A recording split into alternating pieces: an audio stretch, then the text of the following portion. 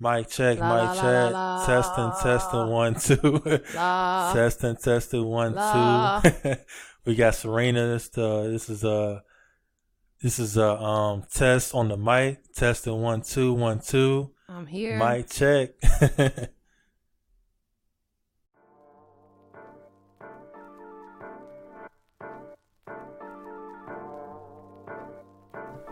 Capturing the world.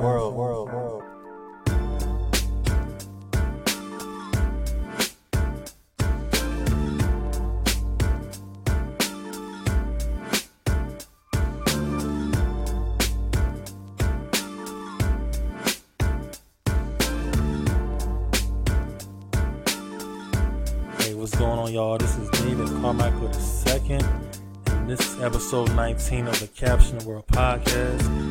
And I have another special guest, man. We've been doing a lot of business things for the past maybe 2 years.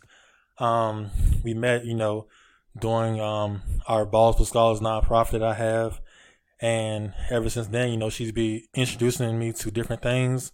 We've helped her with her Big 3 tournament for the past 2 years, and she's doing a lot of good things in the community.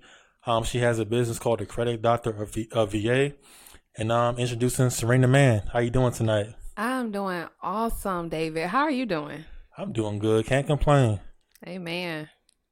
It's New Year's Eve. One more day of 2019. Trying to go into 2020 with a lot of good blessings and just trying to, keep on moving. I agree with you. The thing that is so mind-blowing is that it's not just the end of a year, it's the end of a decade. Exactly, right? Yeah. That's crazy to think about it. And what I was telling people before, like, we learned about the 20s. We learned about the 1920s in school. It was called the Roaring 20s. And they had, the Harlem Renaissance was part of that time, too, I think. Right. And it's just crazy. Like, we learned about it in school, and it's going to be the 20s all over again. But it's the 2020s. Exactly. So it's going to be like a decade where, the stuff we learned about in school, we're living now. We're creating our own history. It's 100 years later from there, right? Yeah. 1920s now, 2000s, 20s. Right. Whoa. So yeah, that's crazy, man. So you wanted to be on the podcast, and I definitely know you have a lot of good gems and jewels to speak on tonight. And you have your business called the Credit Doctor of VA. That is correct. Actually, my company's name is United Credit Doctors of America Incorporated, but our doing business as or fictitious name is the Credit Doctor of VA because I am born and raised in Virginia, David, and I love it. Yes. So I got to rub 2 up and 2 down for the V to the A. That's right. Exactly. So what made you want to start that business? Well, it's something that I feel our community needs. Credit is our financial heartbeats. Mm-hmm. It's difficult to do a lot of things in life when your credit is jacked up, right. Such as purchasing a home or, even being eligible for certain jobs, being able to get low interest rates for auto loans and even like your insurance rates, your utility deposits. It's so many things that's based on your credit. And I just wanted to help people become educated about it because they don't teach it in school. Mm-hmm. So I know it was some things we were speaking on earlier about, going to college. It seems like people, overall, like we're taught to go to school, go to grade school and do good in that. Hopefully get a scholarship in college, or even if you don't get a scholarship, just get a loan and go to college and graduate and get a good job.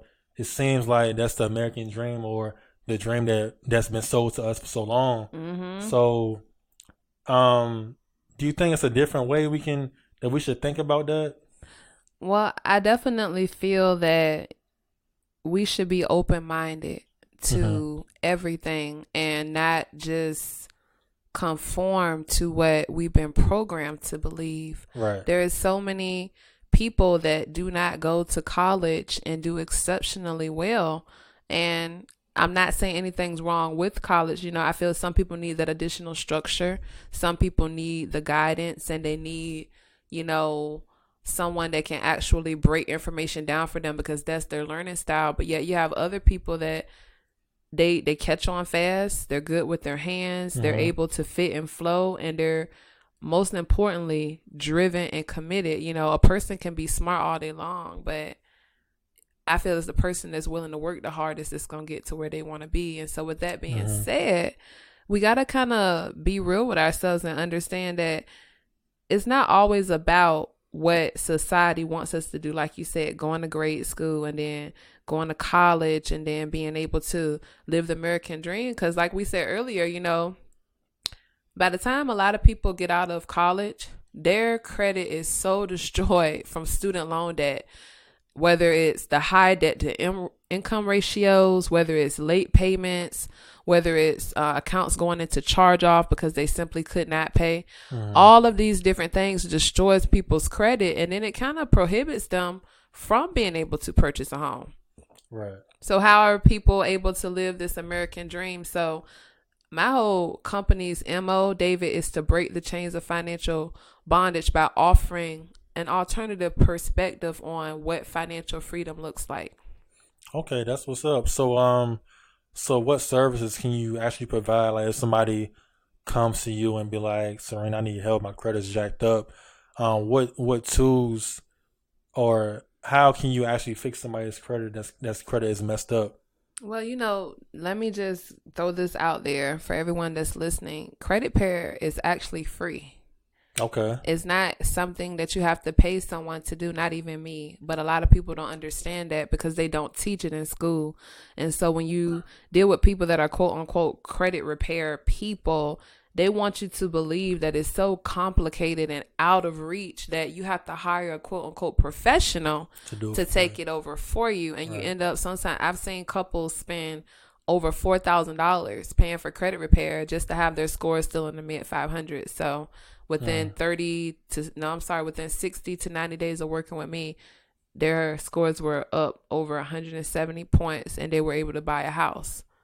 So, you know, I can educate people on what their rights are on the Fair Credit and Reporting Act. I can help them understand how the credit restoration process works and give them a blueprint, a step-by-step guide to get to their desired outcome. But outside of just credit, because that's just the foundation, you know, we have to look at how does our life look in 30 years?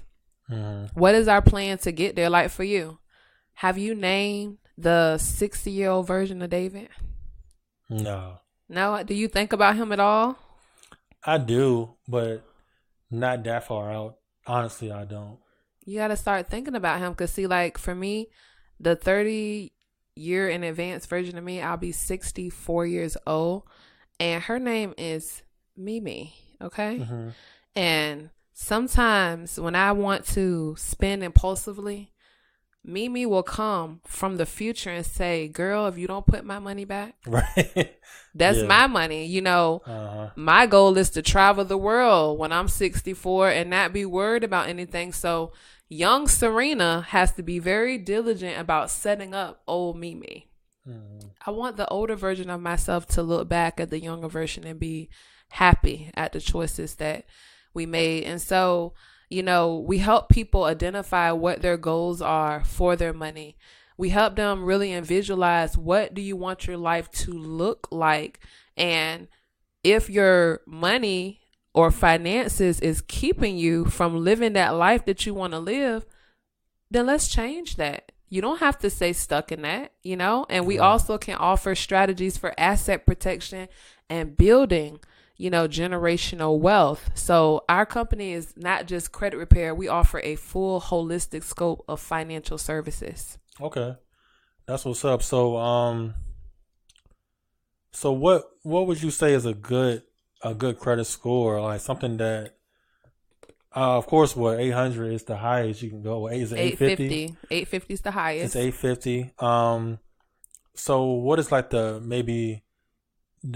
credit score you want to be around? I mean, of course, you want to get as high as you can. Absolutely. But what number is considered like, okay, you're doing pretty decent right now? If you're at least a 620, that's a pretty fair point. That's a place where life can happen to you and it's still okay. You can have a few bills going to collections. You can have a couple of late payments. You can have a credit card that's slightly over, 30 or 40% utilization.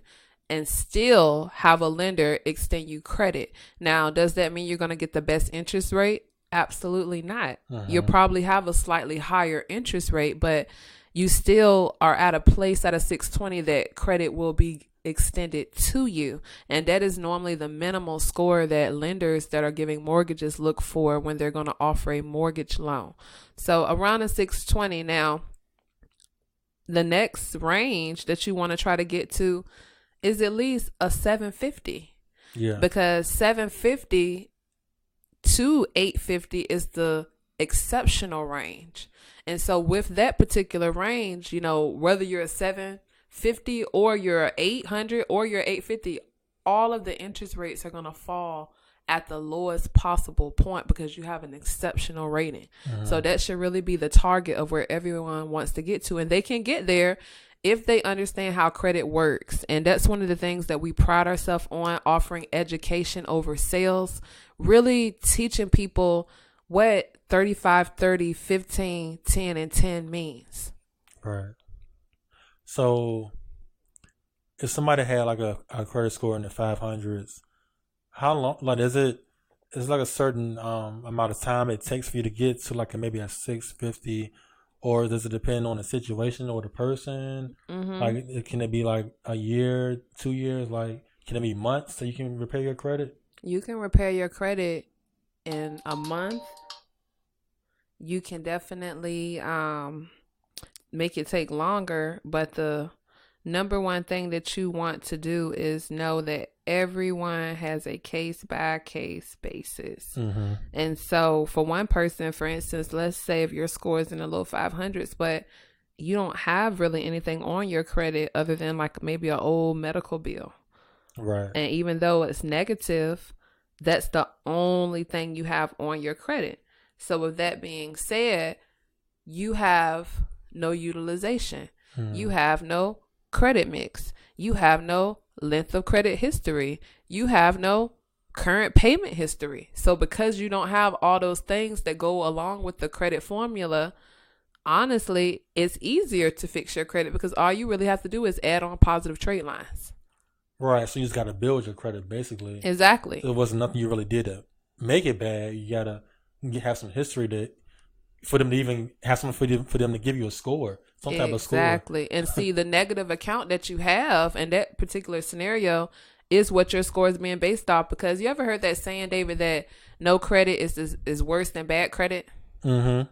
That's why, because even with a negative account, a lender can have some sort of idea of what you may potentially do. Yeah. If you have no kind of transaction history at all, then you're a unmarked, unrated, unknown risk. They have no idea what you're going to do. Right. So because of that, a lot of times they don't offer credit. But like you said, if you can build credit, you know, you can do that by doing a self loan where you're going to the bank and you're taking out a loan, but you're paying yourself back, and they report it on the credit report. If you rent, you can work it out with certain companies. Like my company offers a service that you can get credit for the rent you pay and get that reported to your credit report to help build your credit. You can do a secured card. You can do an authorized user. These are different ways that you can build credit quickly if you really don't have a credit history. And within 30 to 60 days, you could very well be in the high 6 or low 700s.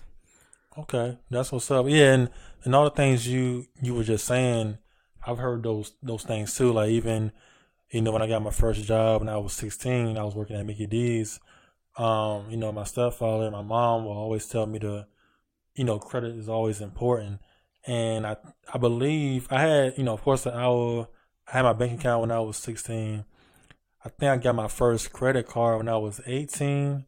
And they just told me to get like a $500 credit card, you know, just to build my credit. And what my stepfather was telling me, like, you know, credit is very important as far as just being able to get the things you want to get. Because they will look at your credit, and if it's not good, you can't even, you know, like you said, get a house or maybe get the interest rate for a car you want to buy, just anything. And he was just trying to say, like, that can kind of slow you down in life if you don't have good credit. Yeah. And so yeah, like I said, I got my first credit card when I was, I think, 18, and he was trying to say this: make sure you always pay more than the minimum payment every month. I mean, if that's all you can pay, I guess you can pay that. But he was, trying to tell me, like, your interest, if you keep paying the minimum payment, you might be paying a lot more than what you originally put on your card. You know what I'm saying? Even with my house, he was telling me the principal is what goes to paying your house off. Like, of course, people that don't know this, your mortgage, the mortgage that you pay every month, it's not going towards the whole loan. You got, real estate taxes you got to pay, and different types of taxes you pay. And that's the financing fees also. Financing fees, there's fees that don't have nothing to do with your actual mortgage. But he was telling me to find out what my actual principal is. And the principal is how much money out of that mortgage is really going to, putting your loan down, paying your loan off. Paying your actual mortgage off. So I do try to pay a little bit more than my principal every month. And to add to that, one of the things that we help people understand is if you can make one extra payment per year on your mortgage, that actually shaves approximately 7 years off the life of your loan. So if you pay $1,000 a month, if you can add an extra $100 by the end of the year, you paid an extra $1,200. Right. So you're saving, 7 years off your mortgage. If you can do $200 extra, depending on what your financial situation is, you're potentially shaving 14 years off your mortgage. So you just went from a 30-year mortgage to a 16-year mortgage. Right. And you save so much more interest doing it that way. And yeah, that's a real good thing you just said. And I think when I first got my house, I had a VHDA loan, and it was a first-time home buyer's loan.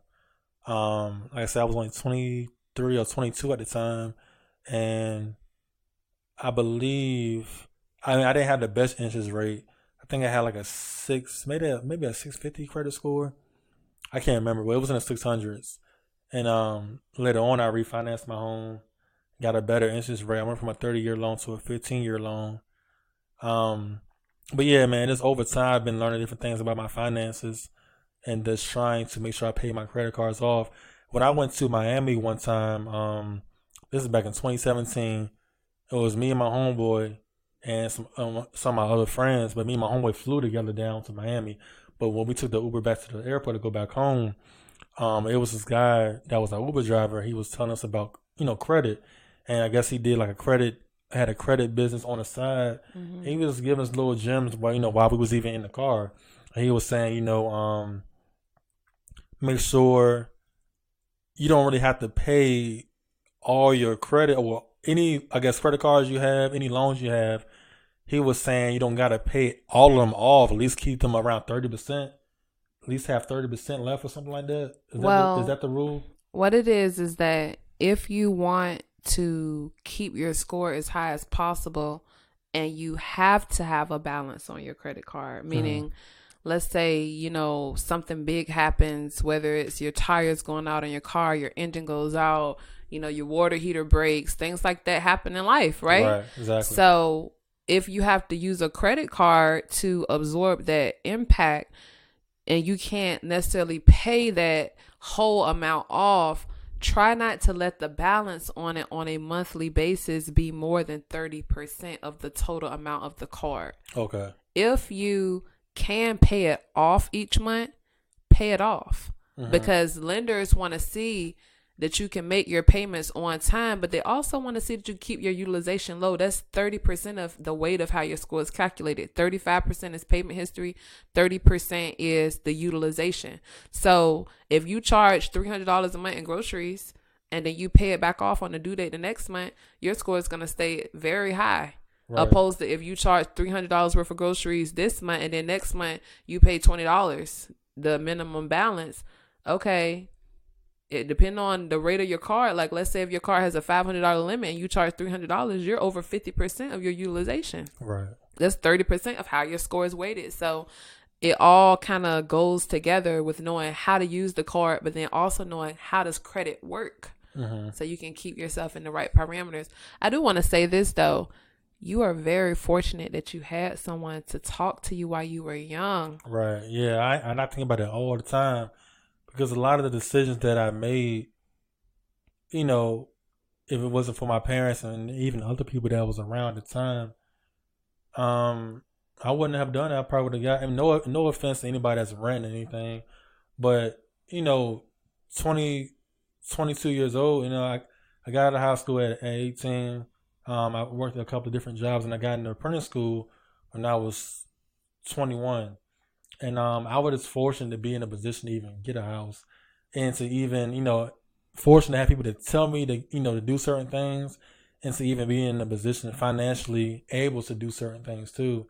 Yeah, man, I've been real blessed. And like I said, it might have been some things it might have took me longer to get or to actually start to do it. But like I said, I'm very fortunate. Anything else new I can learn, I'm learning about credit all the time. Different ways as to be financially responsible. And I know as a whole, like, especially in the Black community, it's a lot of things that we don't know.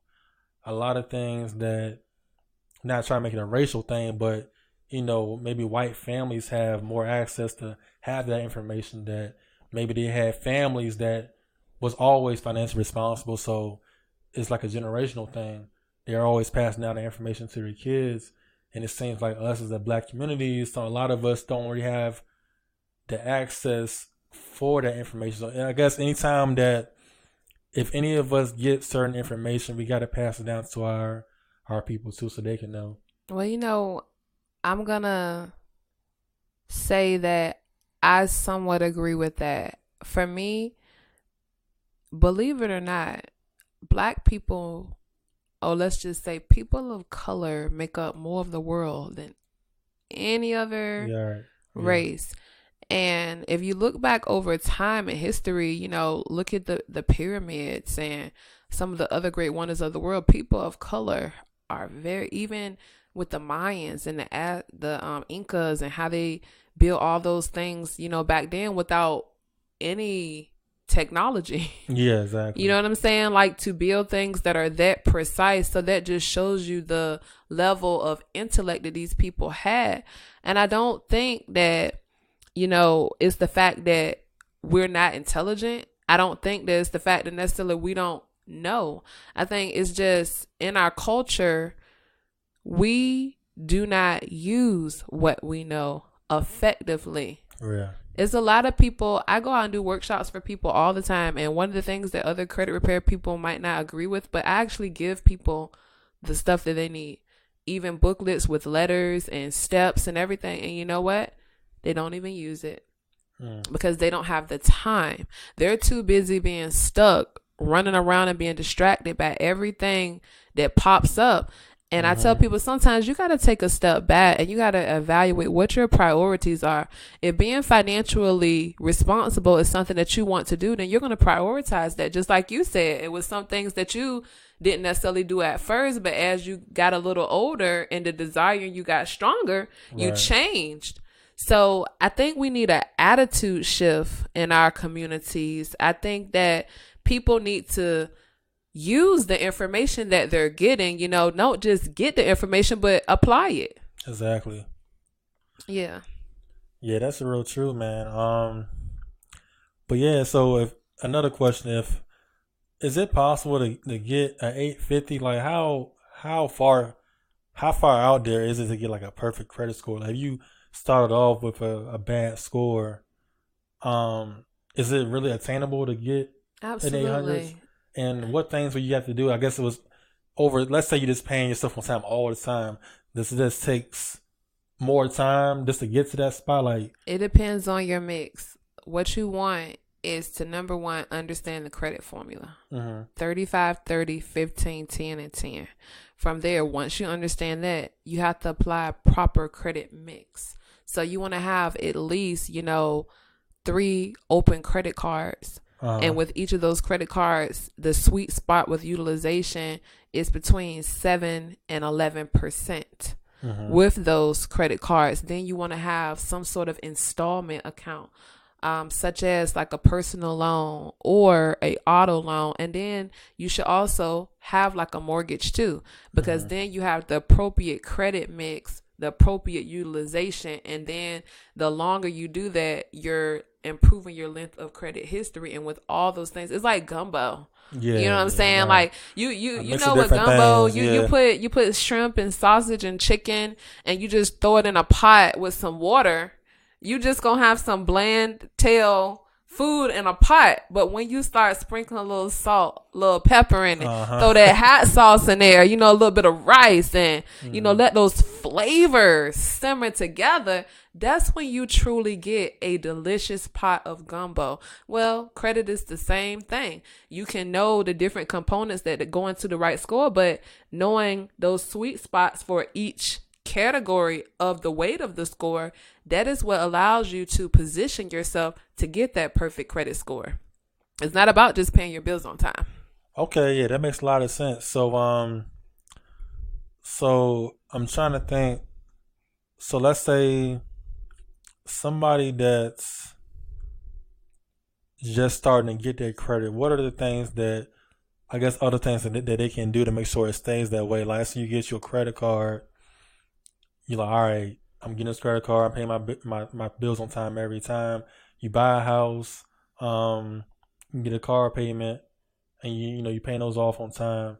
What are the things that you try to stay away from in trying to maintain your good credit score? One of the things that you need to stay away from is people that don't have the same kind of mindset, because birds of a feather flock together. And with that being said, pigeons flock, or what they say, no, chickens flock and eagles soar.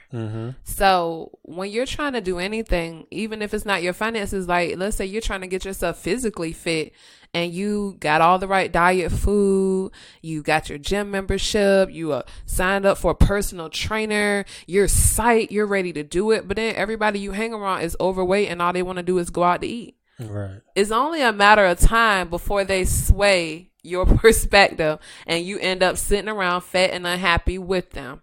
So it's the same thing. The first thing you got to do, if you really are serious about keeping your finances intact, stay around people with similar mindsets, because iron sharpens iron. You're going to share ideas with each other, strategies. You're going to get excited. Oh man, guess what? I saved $600 last month doing such and such. Bro, for real. What'd you do? And it's one of those things you're going to keep each other going. The next thing I would say is, if you're really serious about keeping your finances intact, have an effective spending plan, a zero allocation budget. I use the word spending plan because I don't feel that anyone should work hard every day and not enjoy any of their money. You have to enjoy some of it. You have to have that in your spending plan to take care of yourself, to keep yourself feeling good, and get those Stacey Adams. You might not be able to buy them all at one time because of what your spending plan is. But if you got, extra $30 left over every month after you pay everything, it might take you a few months to get them, but you can still get them if you plan for it. So have a plan in place. And then the last thing that I would say is two more things. Know your why. Why do you want to get your finances together? What does it mean to you? What does it mean for the people around you? What impact is it going to allow you to make in the world? Because if your home is taken care of, I always believe, David, charity starts at home.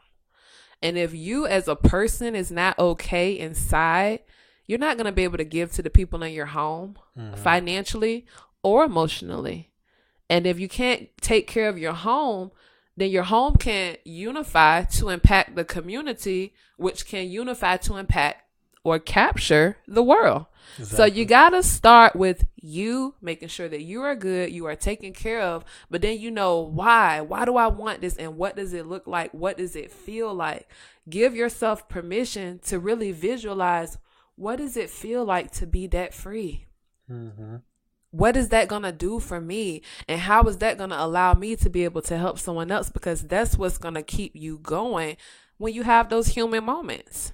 You know, depending on what might happen, whether it's the loss of a loved one, whether it's, losing a job, whether it's just an accident happens, it's all different things that happen in life that trigger us to do behaviors that go against the norm of what we know is good for ourselves. You know what I'm saying? Exactly. So when you know your why, that's what keeps you on point and keeps you regulated. But the last thing that I would say is write your goals down and look at them on a regular basis, so that way you can track to see if you're on target with what it is you say you want to do. And if you're not on target, then you got to go back to your why. And then once you examine your why, you got to go back and look at the other step and see, okay, well, am I around people that's motivating me and helping me and keeping me in this place? So those are the 4 things that I will leave, with anyone who really wants to make sure they can keep their finances intact. Hey, that's a lot of good gems you just said. Yeah, that's definitely true. As far as credit again, what I'm trying to, it was a question I had, I almost forgot what it was. After you're done paying your credit cards off, let's say you paid off a credit card, you should never close your card, right? I've heard that too. Don't close it unless, I always have an unless, if you are getting a high annual fee, then you might not want to keep that card open. That means you need to replace that card with another positive trade line. Okay. If that makes sense. If you have a very high interest rate on the card and your provider may not be willing to, lower that, you might want to cancel that card. But don't ever cancel it without having already replaced it with another positive line so it still balances out. Gotcha. Okay. There was another question I had too. When it comes to credit cards, how do you feel about, because I just, when I bought this this MacBook, I had got the Apple card, and I was kind of reluctant to get that because that was another card I opened up, of course, but it says you can get 3% back on Apple purchases and I think 1 and 2% back on this regular stuff. How do you feel about getting percentages back on payments? I feel it's awesome, and that's what you're supposed to do when you have a good credit score. You leverage it.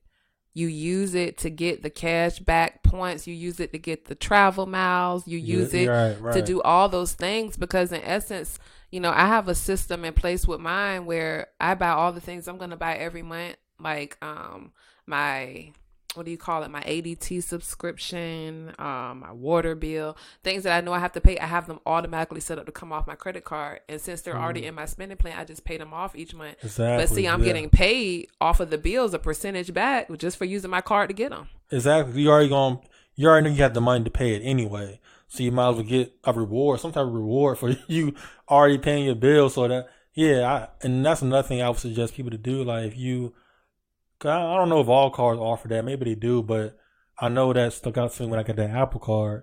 You can get, a certain percentage back on certain things. So like sometimes when I get gas, I use that card just to get gas. I already know I'm gonna need gas. I got money to spend for gas.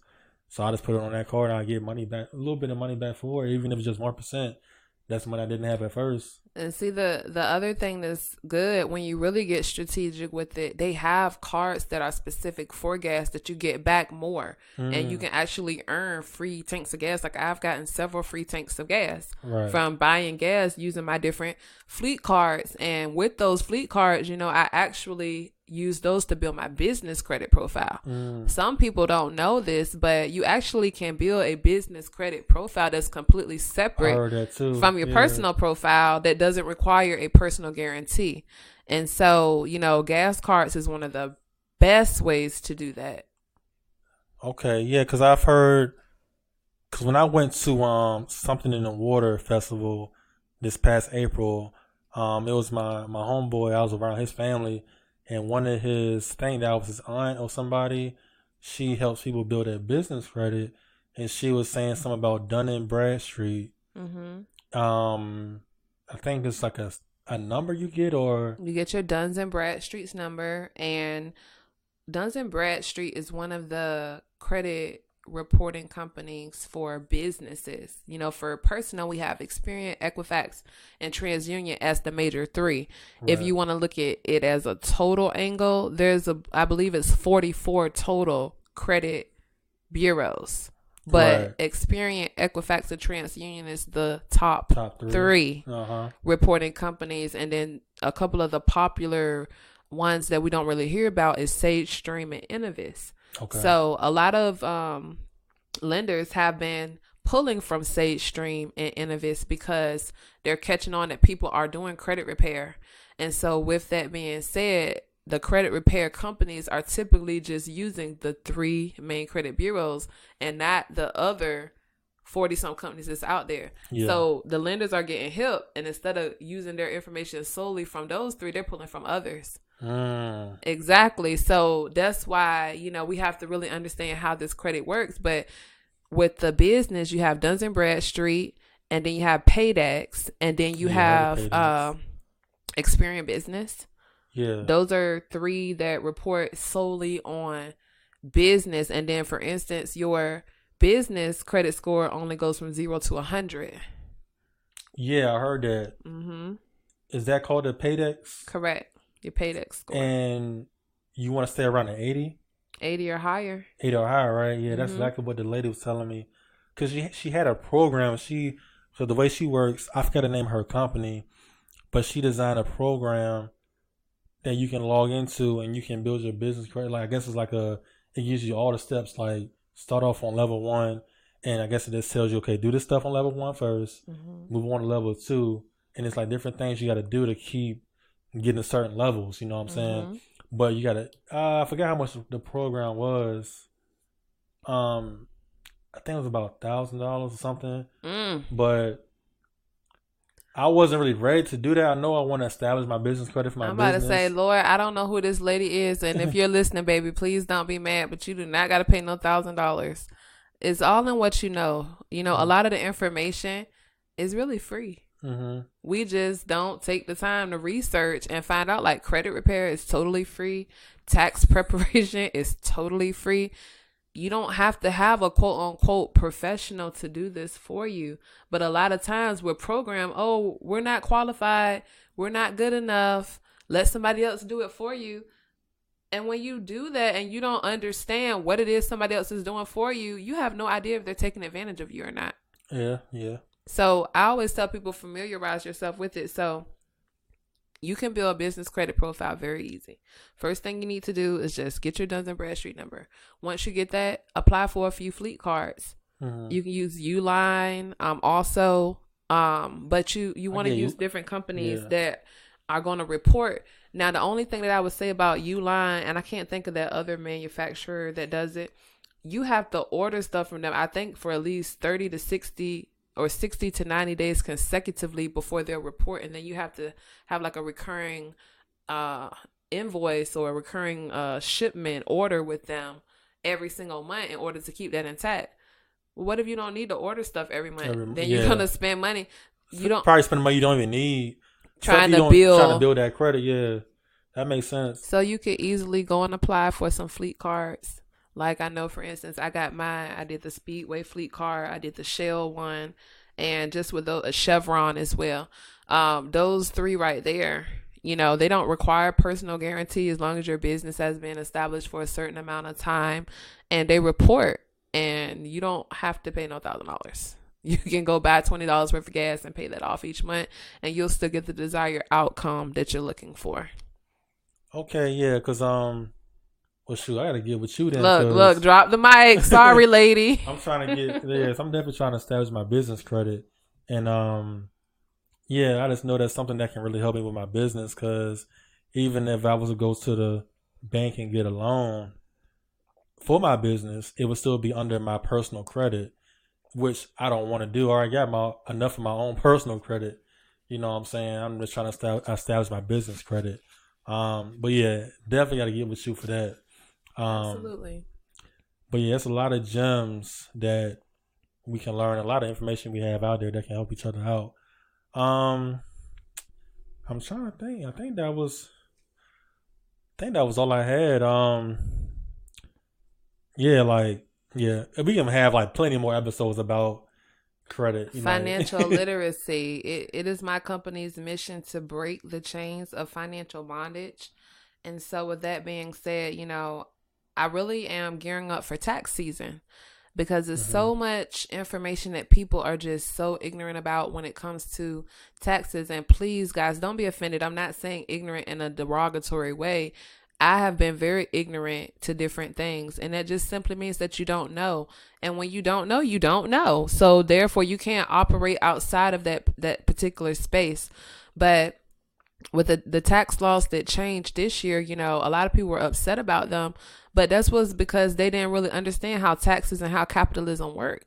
And so Yeah. what I'm doing right now is free tax workshops with my business partner, Virtue Professional Services. And we're doing free workshops on people that have businesses, on how they can leverage the tax codes to get better returns.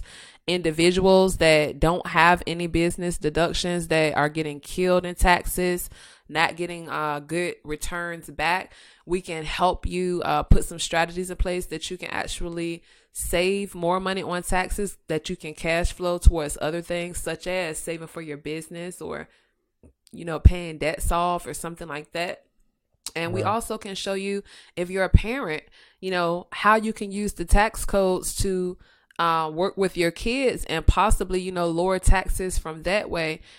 Even with amendments, if you've had someone do your taxes in the past and you're not really sure if they worked in your best interest, we can do a free review for you. You can go back up to 3 years. And if you are due, a refund or an increase, you can get that. And right now, I think the IRS, David, has over $30 million in unclaimed money. Are you serious? Yes, I'm absolutely serious. $30 million in unclaimed money. And that unclaimed money is returns that was supposed to go to people, but they did not know how to claim their money. And so we can help people access their portion of that if they're entitled to it by doing a free review. And if they need an amendment, we can help them file all the paperwork so that they can do that. Yeah, I've done that before. I've done an amendment before too. But yeah, I forgot who would I go to now. I think it's R&R Tax something, but it's a black-owned tax company. But I've been going through them for a minute. It's a guy working the ship. Well, a guy that works in the shipyard. He does that during tax time, so I'll go to him. But yeah, it's a lot of things that people tell me the same thing. Like a lot of stuff you can claim, a lot of free money out there that we don't know how to even fill the form out to even get. You know what I'm saying? So one of the biggest things that I see in general is people don't have their W-4 form filled out.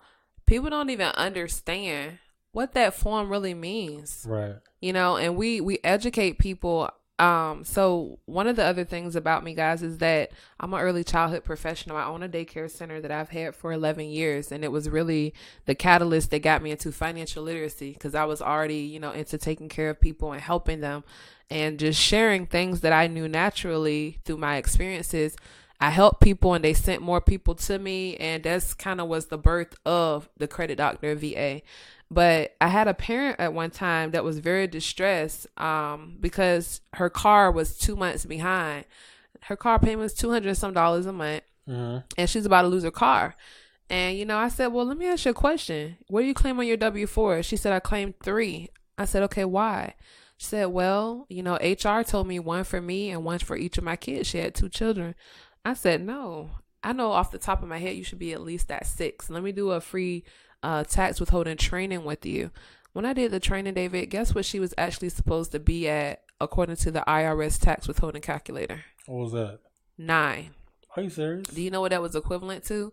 $437 a month that she was not getting access to, that Right. she could. And she did not know that she still was going to get a tax return at the end of the year, but it was actually going to truly be the free credits from, the earned income credit, the child tax credit. All those things are real things that is free money that you're getting. When you get back these huge, massive refunds, 9 times out of 10, that's because you paid too much taxes, and 2, the program throughout the year. So Yeah. all you're doing is taking your money and just letting the government hold it all year and getting it back. So Exactly. you're losing number one, the money, and you need it to pay your bills a lot of times. So then you're going out and borrowing money from this person, that person, getting these crazy cash advances, payday loans. And by the time you finish, you got to pay your refund right back out from all the people you borrowed money from. The other thing that you're losing is the ability for your money to work for you. The rule of 72, compound interest. If you were taking that money and investing it every month, let's say you have a perfect world and you don't need it to pay your bills. I've ran into people that have said stuff like, I don't need it, so I just let mine build up every 2 years. Okay. But what if you would have took that money and invested somewhere where you're getting 15-20% return on it for that 2 years? You could have doubled, even tripled your money instead of just having it sit there. But these are things, like I say, they don't teach in schools. So that's why I'm just very adamant about breaking the chains of financial bondage. I like to call myself the financial literacy Harriet Tubman. I'm taking them to the financial freedom land, David. But the thing about it is, if they decide they want to go back, I ain't going to shoot them. I'm going to let them go. Exactly. That's how Harriet was. She was like, look, you going to be with me? You either with me or without me. I'm going to keep going regardless. No, you know, Harriet, she won't let them go back. She said, because if you go back, you're going to tell master. So, you can't go back. You either going to come with me or I'm going to shoot you. Right. I'm not going to shoot you. Right. I'm going to let you go back. Right. Because you're going to be a slave to this master called capitalism if you don't choose to really break those chains of financial bondage. That's what's up, man. Yeah, a lot of good information so far tonight. Definitely got to get you on the podcast again. I know it's a lot of information that we can talk about, but I know, you're definitely doing big things in 2020. This is my last question of tonight. A question that I ask everyone: how do you plan on capturing the world? Man, I plan on capturing the world, David, by walking in my purpose and just doing my part to educate people and just being the best version of me that I can be. Okay. That's what's up. So, where can people find you? Well, social media links? Yeah, you can find me on Facebook. My personal page is Serena, Serena, Mann, Mann. You can send me a friend request. You can follow my business page, The Credit Doctor of VA, on Facebook, Instagram is The Credit Doctor of VA, LinkedIn, Serena Mann, and on Twitter is Credit Doctor VA. I'm on all of those different social media handles. You can also go to my website, www.thecreditdoctorofva.com, and we do have a free ebook up there for you that'll give you some more great information. Or if you want to email us, it's info@thecreditdoctorofva.com. And lastly, if you want to call me, it's 1-844-2-UP-FICO. That's 1-844-287-3426. There it is, ladies and gentlemen. Like I said, you can follow her on all those social medias. And hey, if you want to get your credit right, holla at her, holla at Serena. She gonna get you right. So I want to give a shout out again, like I always do, to all our Spotify listeners, all of our Apple Podcast listeners, all of our YouTube viewership. Appreciate y'all listening. Like I said, we started this podcast in the summer of 2019 of this year. This is episode 19. We have plenty more content to come in 2020. This is New Year's Eve, so y'all be safe tonight. Let's bring in 2020 right. A lot of blessings ahead of us to try to make each other great. A lot of good people in this area and in the world in general. So let's try to help each other be great. Any information we have that can help each other, let's try to spread the wealth, man. It's plenty of room at the top. It isn't just 1 or 2 spots. So like I said, just trying to, spread as much love as much and information as we can and help each other be great, man. So this is episode 19. This is David Carmichael II, and we have Serena Mann again, the credit doctor. I appreciate you coming out. I appreciate you having me. And I just want to leave the listeners with, if you want something different, you got to do something different, because moves do not make their self. Talk is cheap and life is expensive. So what are you going to do? And we're going to leave it at that. I'm going to let y'all think on that tonight. But yeah, this is, appreciate you, Serena Mann, for coming out. This is David Carmichael II, and this is the Caption the World Podcast 2020. Y'all have a good one. Peace.